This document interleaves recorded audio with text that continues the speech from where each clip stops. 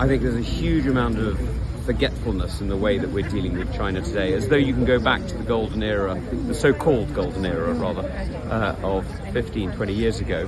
What you actually need to do is you need to look at the last 12 years under Xi Jinping and recognise it's not the same as Hu Jintao, it's not the same as Jiang Zemin. This is Marxist nationalism and it's undermining the UK. Well, it's completely ignoring human rights. I mean, I think that's clearly what it's doing.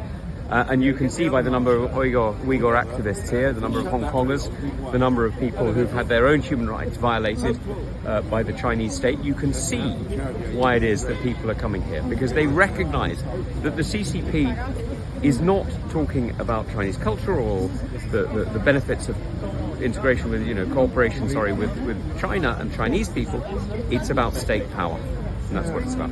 I've been speaking out about this now for a decade or more, and I'm going to continue because I think this is fundamentally important to the way that we run as a country and to how we secure our own freedom and the freedom of our friends and allies. This isn't about Hong Kong. It's not about others. It's about us. It's about the United Kingdom. It's about the repression that we're seeing by the Chinese Communist Party.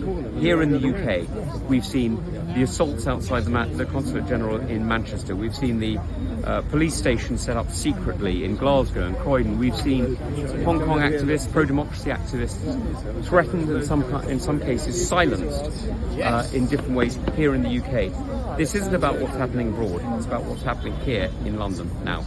I think it shows that our government hasn't learnt the lessons of the last decade, frankly, and it just hasn't been listening. The reality is, some people made decisions in 2010, 2013 that you can understand at the time. You can see the hopefulness and the optimism with which they approached it.